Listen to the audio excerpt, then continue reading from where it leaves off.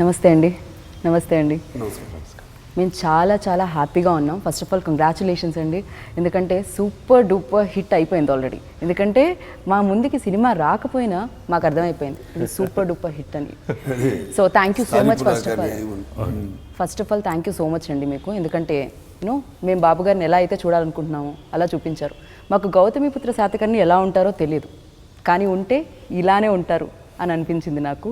So thank you so much. First of all చెప్పండి, అసలు ఈ ఆలోచన రావడం ఎక్కడి నుంచి వచ్చింది క్రిష్ గారు?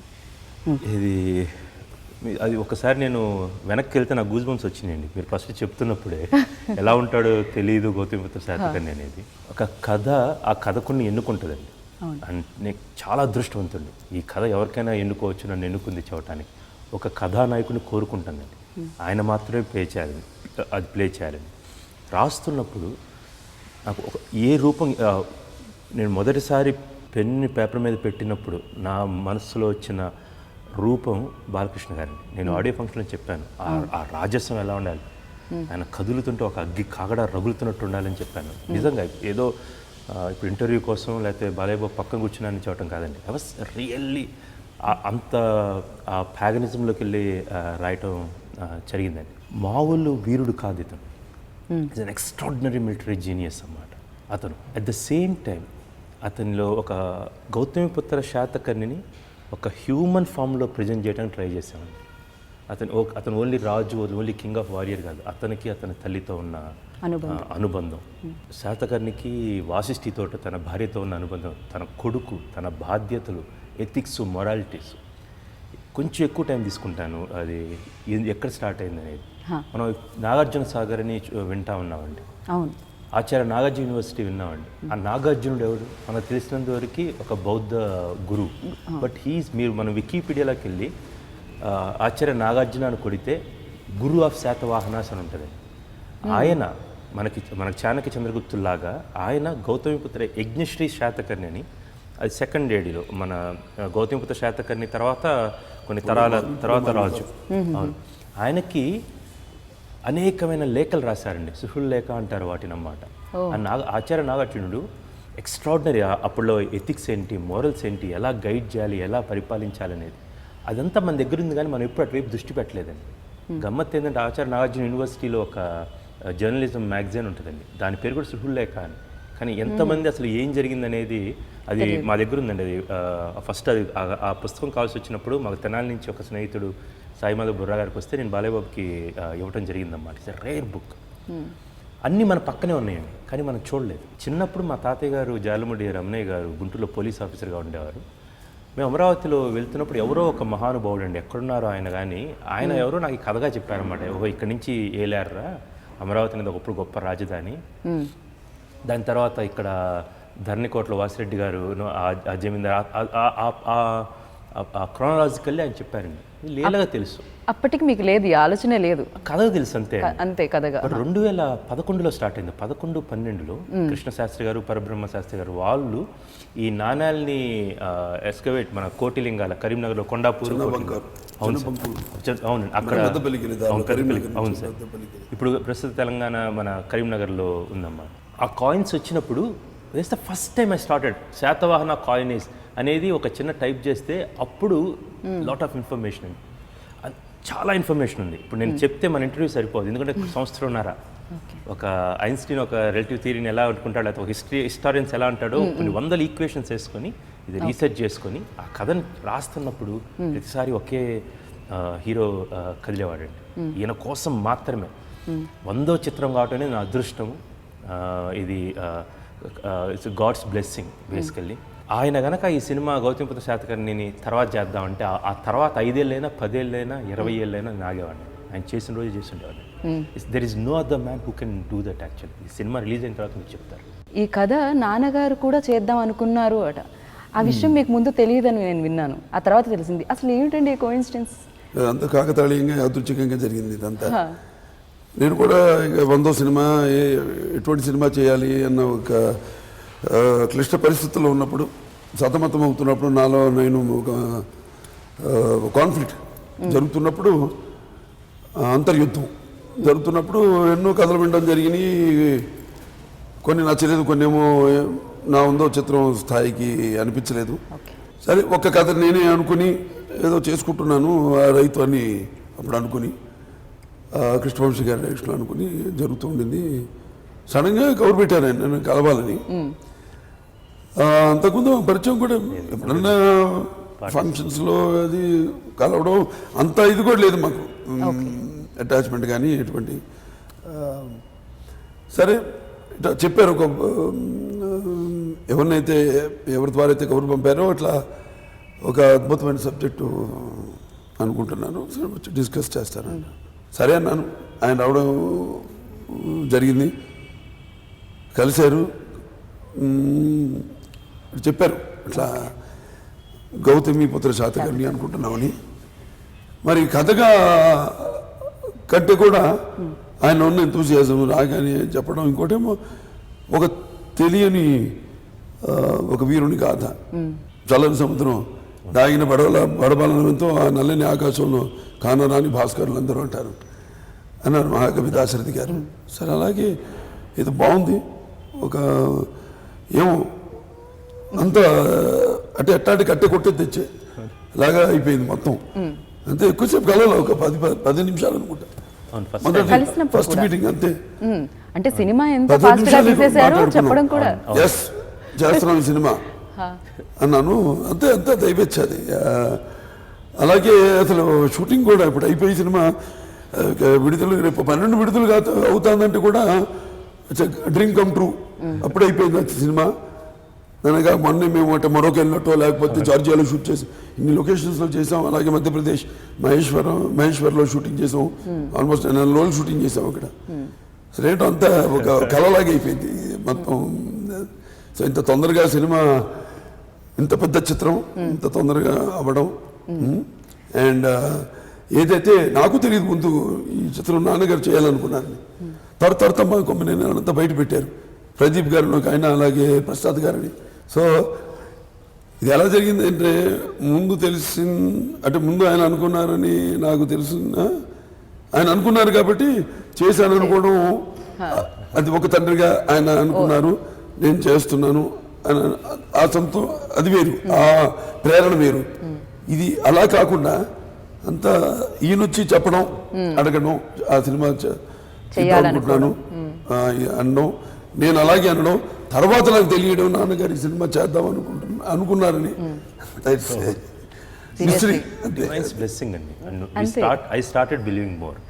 అంతకుముందు నేను నమ్మకాలు ఉండేవి, బట్ ఇది ఒక ముహూర్త బలం కావచ్చు, వాట్స్ గాడ్స్ బ్లెస్సింగ్ అనేది ఈ సినిమాలో నిన్నగాక మొన్న అక్కడ నేను కథ చెప్పినట్టుందండి. Extraordinary journey actually, one of the great years in my life. అంటే అంటారు పరహితము చేయవాడేవాడు పరహితముడగు భూత పంచకముకు, పరహితమే పరమ ధర్మము, పరహితములకు ఎదురు లేదు సర్వేందు ముఖ్య అని. అలాగే అన్ని మొత్తం ఈ సినిమాకి ఒకటి కాదు, పరహితము సేవినప్పుడు పరహితముడగు భూత పంచకముకుని, భూత అంటే పంచభూతాలని. అలాగే అందరు బ్లెస్సింగ్స్, పంచభూతాలు అయితే, అష్టదిక్కులు అయితేనేమి, శాతకర్ణి అయితేనేమి, గౌతమి బాలశ్రీ గారు అయితేనేమి, వాళ్ళందరూ కూడా వాళ్ళు ఎందుకంటే చారిత్రాత్మకంగా వాళ్ళ గురించి మనకు తెలిసింది చాలా తక్కువ. ఎందుకంటే అప్పటికి స్టోరీస్ రావడం, హిస్టరీని వాడు క్రోడీకరించడం, అదంతా అప్పటికి ఇంకా మొదలు కాల, క్రీస్తు శకం తర్వాత ఇమ్మీడియట్ ఫస్ట్ సెంచరీ మనకి. సో అప్పటికి ఇంకా హిస్టోరియన్స్ రావడం అదంతా లేదు. కాబట్టి వాళ్ళు ఆవిష్కరించదలుచుకున్నారు, సమయం వచ్చింది ఏంటో అంత అందరి ప్రకృతి కూడా సహకరించి మాకు షూటింగ్ అద్భుతంగా నిరాటంకంగా నిరామంగా ఎటువంటి అడ్డంకులు లేకుండా. అండ్ ఫ్యాన్స్ అభిమానం కూడా, ఎందుకంటే మీ 100వ చిత్రం ఇలాంటి చిత్రం అయి ఉండాలి. ఎందుకంటే నేను ఇప్పుడు అంటాను, మళ్ళీ నేను ఒక యువరత్నంగా పిలువబడుతున్నా, లేకపోతే ఒక నరసింహంగా పిలువబడుతున్నా, అదంతా మా అమ్మగారి ఆశల చలువ, మా నాన్నగారి ఆశీస్సుల చలువ, నా అభిమానుల చలువ అని ఇప్పుడు అంటుంటాను. క్రిష్ గారు ఈ సబ్జెక్ట్ తీసుకొని, అంటే ఈ పాయింట్ తీసుకొని మీ దగ్గరికి వచ్చినప్పుడు అంత దృఢంగా ఎలా నమ్మారు మీరు? ఇంతకుముందు ఆయన అలాంటి సినిమాలు చేయలేదు, మీ 100వ చిత్ర బాధ్యత ఆయనకి ఇచ్చారు మీరు. సో అంత నమ్మకం ఎలా కలిగింది, ఎలా కలిగించారు ఆయన ఆ 10 నిమిషాల్లో? చెప్తారండి. ముందుగా మన ప్రొడ్యూసర్స్ మెచ్చుకోవాలి మనం దానికి. అందులో ఆయన నాన్నగారు కూడా ఉన్నారు, one of the producers Saibaba గారు జాగర్. ఇప్పుడు ఏంటంటే ఆయన చేసిన 5 సినిమాలు ఇంతకుముందు ఇది కాకుండా 5 సినిమాలు సినిమాకి సంబంధం లేదు. ఒక సినిమాకి సినిమా. నాకు మొదటి నుంచి కూడా కొంచెం అంటే బాగా నాకు సినిమా తప్ప వేరే ప్రపంచం తెలియదు. సరే తర్వాత ఎమ్మెల్యే అయిన తర్వాత అది వేరు. బట్ మాకు ఎప్పుడు నేను నిద్రపోతున్న కలగా నేను సినిమా గురించే, ఇంట్లో ఉన్నా కూడా ఎప్పుడైనా మంచి సినిమాలు చూడడం. అలాగే నాకు స్టీఫెన్ స్పీల్బర్గ్ ఒకడు మా ఫేవరెట్ డైరెక్టర్. అంటే సినిమా సంబంధం లేకుండా ఒక కామెడీ తీశాడు, ఫిక్షన్ తీశాడు, జురాసిక్ పార్క్ అని తీశాడు, ఈటీఎన్ తీశాడు, అలాగే అదేది వరల్డ్ వార్ 2 ఫిల్మ్ ఇటువంటి షిండ్లర్స్ లిస్ట్ దానికి. అలా ఒక్కొక్క సినిమాకి సంబంధం లేకుండా ఎన్నో సినిమాలు చేయడం జరిగింది. ఆయన కూడా అలాగే ఒక సినిమాకి సంబంధం లేకుండా చేయడం. నేను నిజంగా చెప్పాలి, నేను అన్ని సినిమాలు చూడలేదు. ఒక ఆశ కంచె దానికి ముందు వేదం అతడు చూడటం జరిగింది. సరే ఆయన వచ్చి ఏమో అలా తపనుంది. ఇప్పుడు ఇన్ని సినిమాలు ఒకదానికొకటి సంబంధం లేకుండా ఆయన ఇన్ని సినిమాలు చేశారు. మరి వాళ్ళ ఒక ధైర్యం చేసి తీసే ఒక డైరెక్టరు ఈ సినిమాకి ముఖ్యంగా తెలియని కథ. నేను చెప్పాను ఇంతకుముందు, ఎవరికి తెలియని కదా. ఇంకోటేమో ఒక డిఫరెంట్ నిర్మాతలు ఉన్నారు. ఆరంభింపరు నీచ మానవులు విజ్ఞాస సంత్రస్తులై ఆరంభించి పరిచయించురు విజ్ఞాపతులై మధ్యములు ధీరులు విఘ్న నిహన్యమానులకు దృత్తం సోదాతులై అని ఒక పద్యం ఉంటుంది. దాంట్లో ఏంటంటే జనరల్గా దాని అర్థం ఏంటంటే కొంతమంది ముందుగానే మనకెందుకు ఆ పని, అది చాలా కష్టంతో కూడుకున్న పని, అది మనకు ఎన్నో అడ్డంకులు వస్తాయి అని తప్పించుకుంటాను అసలు ప్రారంభించకుండానే. అలా కాకుండా కొంతమంది ఏంటంటే అడుగు పెట్టాక రుచి చూశాక దాంట్లో ఉండగా పనిలో ఉండగానే కొంచెం అడ్డంకులు రావడం, దానికి భయపడి మనకి అటు జారుకోవడం సంభవిస్తుంది. అలా కాకుండా ఒక సంకల్పంతో ఒక ఆత్మవిశ్వాసంతో ముందుకు వచ్చిన నిర్మాతలు నేను ముందుగా అభినందిస్తున్నాను. సో తర్వాత ఇక ఆయన వచ్చి చెప్పిన, అంటే నాకు ఎప్పుడు ఎవరు చెప్పినా కూడా ఎంత తక్కువ చెప్పి టు ద పాయింట్, ఏమి సో ఎటువంటి నేను ఓపెన్గా ఆయనలో ఉన్న ఒక ఆవేశం, ఆయన అది మెయిన్గా నాకు దానికి నేను ఆకర్షితుడయ్యాను. గౌతమిపుత్ర శాతకర్ణి గురించి ఎవరికీ తెలియదు, కొంచెమే తెలుసు. ఒక సినిమా 2.5 గంటలు ఉంటుంది.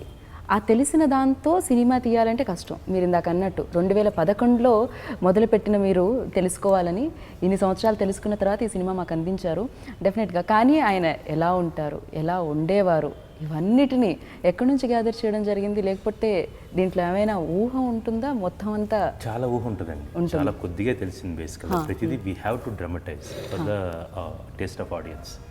రెండోది, ఇది ఎలా ఉంటుందంటే ఒక చరిత్రని కథగా చేయాలంటే ఒక లైన్లో మొత్తం మనకు తెలిసిందంతా ఆ గౌతమి బాలాశ్రీ తను మదర్ రాజమాత నాసిక్లో శాసనాలు వేయించింది. నానాగట్లో ఆధారం ఎంత గొప్ప తల్లే చూడండి. బేసికల్గా అతనికి జన్మనివ్వటమే కాదు, ఇప్పుడు మనం చెప్పుకోవడానికి కారణభూతం కూడా మళ్ళీ ఆమె ఆయన్ని ఎప్పుడు దాకా జీవించుకోవడానికి. She you loss really well అన్నమాట. అందులో ఒక్కటి ఫర్ ఎగ్జాంపుల్ ఎక్కడో మనకి ఒక చిన్న తీగ దొరుకుతుంది, రాజసూయ యాగం అని ఆయన చేశారు అని. ఎప్పుడో ద్వాపరయుగంలో ధర్మరాజు రాజసూయాగం చేశారు. అప్పుడు శ్రీకృష్ణుడికి అగ్రపూజ చేయటం, శిశుపాల వధ జరగటం. సో రాజసూయ అనగానే ఆ కైండ్ ఆఫ్ ఊహల్లోకి వెళ్ళి మనం అప్పుడు జరిగింది కాబట్టి వీళ్ళు ఎలా చేస్తుంటారు, అక్కడ what drama we can get when you're reading entire Satavahana dynasty's history. Gautamiputra Satakarni దగ్గర నుంచి తల్లి పేరు పెట్టుకోవటం స్టార్ట్ అవుతుంది. సో అంతకుముందు ఉన్నారా లేరా అనేది కథకు అప్రస్తుతం. సో ఫస్ట్ ఈయనే పెట్టుకోవడం జరిగింది. సో ఇక్కడ నుంచి గౌతమిపుత్ర శాతకర్ణి అంటే గౌతమిపుత్ర తన తల్లి పేరు తీసుకోవటమే. ఎవరికి తల్లి పేరు పెట్టుకున్నారంటే అది documentary. How you dramatise that. తల్లి పేరుని తీసుకోవాల్సిన పరిస్థితులు ఏంటి, ఎలా తీసుకున్నారు, ఆయన ఏ పరిస్థితుల్లో తీసుకున్నారు. సో మాకు ఒక చిన్న లైన్ దొరికింది. ఫర్ ఎగ్జాంపుల్ నేను రీసెర్చ్ చేస్తుందని చెప్తున్నానండి, మన ఇన్ఫర్మేషన్ ఇక్కడ తక్కువ ఉందండి. బట్ వెన్ యూ రియల్లీ నాకు ఆడియో ఫంక్షన్లో కొంచెం నేను ఎక్సైట్ అయ్యండి చివరిలో. ద సోల్ రీజన్ ఈజ్ నాకు నిజంగా బాధ. ఇక్కడ నేను రీసెర్చ్లోకి వెళ్తే మనం గూగుల్లో ఎవరు లేరని చాలామంది అంటారండి. But you have to go to Google books. Google బుక్స్లో కొడితే మహారాష్ట్ర స్టేట్ గెజెట్లో దాదాపు 100 పేజీల పైగా స్టేట్ గెజెట్ లైన్ గురించి ఉందండి. ఎందుకంటే ఇప్పుడు మనకి ఏంటంటే మనకి చరిత్ర గురించి తెలుసుకోవాలంటే కూడా మెడ్రాస్ మీరు ఓరియంటల్ లైబ్రరీ ఉంది. అక్కడ లార్డ్ మెకెన్జీ అతనే మన వాళ్ళకంటే కూడా ఎక్కువ ఆయన సేకరించిన ఇన్ఫర్మేషన్ ఈ శాసనాలు ఏంటి ఆయన చాలా రీసెర్చ్ చేసి ఆయన ఇప్పుడు జరిగిన ఇన్సిడెంట్స్ అన్ని ఒక్కొక్క డిఫరెంట్ డైనాసిటీస్ డిఫరెంట్ కింగ్స్ ఆయన కూడా అక్కడ ఉన్నాయి. మన దగ్గర కంటే కూడా అక్కడ ఉన్నాయి. అంటే వాళ్ళని మైక్రో ఫిల్మ్స్ చేసి వాళ్ళు అక్కడ ప్రిజర్వ్ చేశారు. ఫస్ట్ టైం చెప్తున్నప్పుడు ఆయనకి వాయిస్ సార్ ఈ సినిమా మీ వాయిస్ ఓవర్లో స్టార్ట్ అయింది అని చెప్పాను. Then I was telling this line, మిత్రమా మా కత్తివాదతో రక్తసిద్ధమైన కుంతల దేశం నుంచి పంపుతున్న లేఖ, ఇది మా స్నేహపూర్వక హెచ్చరిక. 18 విరామం లేదు, విశ్రాంతి లేదు, దండయాత్ర లేదు, సాగుతాయి. మా కత్తి కంటెన నెత్తుటి చార ఇంకా పచ్చిగానే ఉంది. అండ్ నేను డైలాగ్ దండయాత్రుడు ప్రయాణిస్తూనే ఉన్నాను. దండయాత్రుడు 33 రాజ్యాలకి 32 గెలిచాడు, ఒకటి మిగిలింది క్షారాట మహాపానుడు సౌరాష్ట్ర, ఒకటి మిగిలింది. సో వారిని మోపుతాడు, అయిపోయింది. మొత్తం దండయాత్రుడు ప్రయాణిస్తూనే ఉన్నాను, ఇక మిగిలింది నీది ఒక్కటే రాజ్యం. సో మర్యాదకు లొంగిపోతావా లేకపోతే శరణమా రణమా? ఒక్కసారి ప్లీజ్, ఒక్కసారి శరణమా రణమా ఒక్కసారి ప్లీజ్. చెప్తా ఉన్నప్పుడు కత్తివాద రక్తసిద్ధం అది మాట్లాడుతున్నప్పుడు టిల్ శరణమా అనమాట. సినిమాను for all the Balayya Babu అభిమానులకు చెప్తున్నాను, ఫస్ట్ ఆయన గొంతు వినబడుతుంది, dialogues what kind of dialogues actual. And then అతను ఆయన శాతకం వచ్చే ముందు అన్నమాట we have to built it up basically. ఒక ఆయన్ని ఎలాగైతే చూడాలనుకుంటారో అంతవరంగా మేము ఆ డిజైన్ చేసుకోవడం జరిగింది. అది చెప్తున్నప్పుడు మా కత్తి కంటే నెత్తుడిచారు ఇంకా పచ్చిగానే ఉంది. ఆయన గుర్తుందో లేదో మరి నేను చెప్తా ఉన్నప్పుడు దెన్ ఆయన చెయ్యి ఆటోమేటిక్ వెళ్తా ఉంది, మా కత్తి కంటే నెత్తుడిచారు ఇలా పచ్చిగానే ఉంది అంటే ఒక డ్రాప్ ఇలా పడుతుంది ఏదో చెప్తా ఉన్నాను అనమాట. తీసింది ఇది ఆయన చెయ్యి ఇట్లా వెళ్తా ఉంది, నేను చూశాను, అప్పుడు అర్థమైపోయింది అన్నమాట. ఫస్ట్ 5 minutes ఉంటుంది అన్నమాట టెల్లింగ్. 99 సినిమాలు అక్కడ ఆయన కట్ చెబుతున్నాను ఇట్లా లింగ్ వచ్చేసామాట, ఇది చేస్తాను sir. Then I got his attention అప్పటి నుంచి. Then as I progress uh narrate చేసే టైంకి అయిపోయిన తర్వాత వాళ్ళు చాలా బాగుంది చేద్దాం చెప్పినప్పుడు నేను ఆయనకు ఒకే మాట చెప్పాను వెళ్తూ అన్నమాట, సార్ థ్యాంక్ యూ ఫర్ మీరు ఎప్పుడైనా చేస్తారు ఇంకా అంటే చెప్తానని చెప్పారు. మరుసటి రోజు లెస్ దాన్ సమ్ 12 మళ్ళీ 12-14 hours సినిమా చేస్తున్నాం, గెట్ రెడీ అన్నమాట. కమన్ బీట్ మెరకిల్ అండి యాక్చువల్గా మెరకిల్. అంటే దీంట్లో నాకు తెలియదు కానీ నేను అప్పుడు కూడా అడగలేదు, కానీ నాకు అనిపించేది కమర్షియల్ పాయింట్ కూడా ఆయన అంటే ఒకటి ఇంతో కమర్షియల్ పాయింట్ ఏంటంటే మన తమిళనాడు చూసుకుంటే తండ్రి పేర్లు పెట్టుకుంటారు ఇంతకుముందు, లేకపోతే ఇప్పుడు మన ఊళ్ళో పేరు పెట్టుకుంటాం, లేకపోతే మన ఇక్కడ గౌతమిని పెట్టుకోవడం కమర్షియల్ పాయింట్ అయి ఉంటుంది. ఏదైనా మీరు అడిగారు అప్పుడు గౌతమి ఎవరు లేరుగా ప్రపంచంలో, ఎవరు గౌతమి ఎవరు ప్లే చేస్తారు దాన్ని ముందు అది అడిగాను. అది కమర్షియల్ పాయింట్ ఓకే బాగుంది. గౌతమి ఎవరు అని అడిగా ముందండి ఫస్ట్ పేరు వచ్చే ముందు గౌతమి పేరు వచ్చిన తర్వాత టైటిల్ అడిగా. ఇప్పుడు గౌతమి క్యారెక్టర్ ఎవరు చేస్తాను నాకు అది ఇంపార్టెంట్.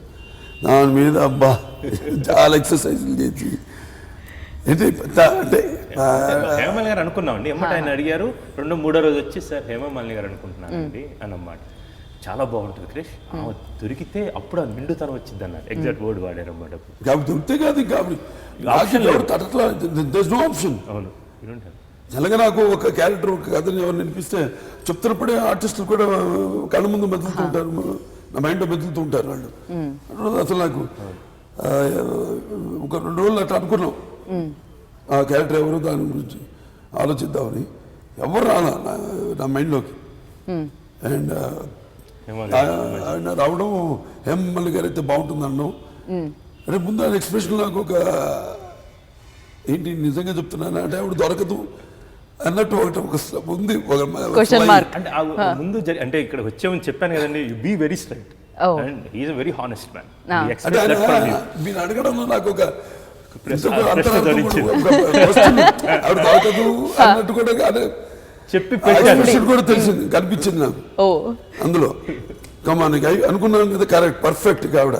ఇక నాకు మైండ్లో ఎవరు మెదలలేదు ఈ 2-3 రోజులు ఎవరు రాలన్నమ్మా నా మస్తిష్కంలో కూడా వీళ్ళు ట్రై చేద్దాం. ఇంకా ట్రై అని అంటే నా దృష్టిలో ఆవిడ లేకపోతే సినిమా లేదు డెఫినెట్గా. ఇంకా ట్రై చేసిన ఎవరు లేదు అంటే బట్ ఆవిడ దొరికింది కదా. అంతా చెప్పాక సినిమా చిత్రానికి అంత విచిత్రంగా అంతా Shriya at the same time Vasishthi అండి. శ్రియ హ్యావ్ టు సీ ఇప్పుడు దాకా చూసిన శ్రియ ఒక ఎత్తు. అంటే వీళ్ళిద్దరి మధ్య హేమామాలిని గారు తన అత్తగారు గౌతమి, శాతకర్ణిగా బాలకృష్ణ గారు, వీళ్ళిద్దరి మధ్య ఉండే ఒక లేత ఒక వాసిష్ఠి అన్నమాట. అటు భర్తతోటి అత్తతోటి రాజ్యం పిల్లలు ఎక్స్ట్రాడినరీ పర్ఫార్మెన్స్ అండి. సంథింగ్ అది పూనింది అంతే. అండ్ అలాగే సంగీతం అండి, అంటే ఎంత అద్భుతంగా ఉందంటే బ్యాక్గ్రౌండ్ స్కోర్ ట్రైలర్లో మేము జస్ట్ కొంచెం చూసినట్టే, కానీ అప్పుడే గూస్ బంప్స్ వస్తున్నాయంటే అంత అద్భుతంగా ఇచ్చారు. సో ఆయన గురించి చెప్పండి బాలబాబు గారు. చర్చ చాలా తక్కువ అండి. ఒకసారి కలిసాను నేను, కలిసినప్పుడు అప్పుడు తెలిసింది ఆ ఫ్యామిలీ వాడిది. ఇప్పుడు ఎలాగో అన్ని కలిసి సినిమాలో ఆయన బైజు బాబురావు తీశారు, వాడు తాతగారు. దాని తర్వాత శ్రీరామరాజ్యం తీశారు ఆయన. చూడండి, ఆయన తాత తీసిన శ్రీరామరాజ్యం, నేను తెలుగులో శ్రీరామరాజ్యం చేయడం ఇవన్నీ. But first I have to give 100% I have to say thanks to Balakrishna గారండి. మామూలుగా ఎలా ఉంటుందంటే ఒక నమ్మితే ఎలా ఉంటుంది అనేది, మీరు ఎక్కిమీడ అనే పాట ఉందండి, మీరు నమ్మాలి. రేపు షూటింగ్ ఈరోజు నైట్ నేను పంపించాను సార్కి. సార్ భయపడుతూ ఉన్నాం అన్నమాట ఫస్ట్ టైం సాంగ్ చేస్తున్నప్పుడు. హీరోకి జనరల్గా ఎలా ఉంటుంది, నెల ముందు పంపించాలి, ఇక్కడ ఇన్స్ట్రుమెంట్ బాగాలేదు, అక్కడ అది వాయిస్ బాగలేదు, ఇక్కడ ఇది మార్చు, ఇక్కడ అది మార్చు. ఆయన పంపించినప్పుడు అంటే how much confidence as in me as a director, ఆయన అంటే ఎంత ఫ్రీడమ్ అనేది. ఎక్కువ ఫస్ట్ వచ్చినప్పుడు ఆ పాట ఆయన సెట్కి వచ్చినప్పుడు ఏం లేదు కూడా, మొత్తం రెడీ అయ్యారు, మొత్తం ఉన్నారు. అక్కడ ఒక చాలా ఎద్దుల బండిలో వెళ్తూ ఉంటుంది, రాజు మారువేషం వేసుకుని వెళ్తూ ఉంటాడు. కూర్చొని అక్కడ ఉంటే ఈయన వచ్చారు, కూర్చున్నారు, మేకప్ వేసుకుని వచ్చారు. మరి చిన్నపిల్లవాడు అయిపోతారు. మరి ఫస్ట్ సినిమా చేస్తున్నట్టు ఉంటుందండి ఆయనతో వర్క్ చేస్తున్నప్పుడు. ఇలా వచ్చి మా పని మేము బృందావేశం మేము పెట్టుకుని ఒక కెమెరా పెట్టుకున్నాం, ఆ బ్యాక్గ్రౌండ్ అంతా సెట్ చేసుకుంటున్నాం. బాలయ్య గారు వచ్చారు, we can't make him wait long బేస్, energy everything we have to capture it on screen. Sir ఒక్కసారి మనం విందాం సాంగ్ అని చెప్పి సాంగ్ వేస్తా ఉన్నాం, పరిగెత్తుకుంటూ ఆయన అసిస్టెంట్ వచ్చారు. సార్ సాంగ్ కట్ చేయొద్దన్నారు, సార్ వింటారంట. నాగరాజు ప్లే అంటే వెళ్ళి నేను మొత్తం పాట అయిపోయిన తర్వాత నేను కొంచెం కంగారు పడ్డాను. అమ్మాయి great, that big star, superstar. ఆయన వెళ్ళి సెట్లోకి వచ్చి పాట అంటాం ఏంటండి బేసికల్గా వెళ్ళాను. ఎందుకంటే నా తప్పు, నేను చాలా లేట్గా రాత్రి పంపించాను.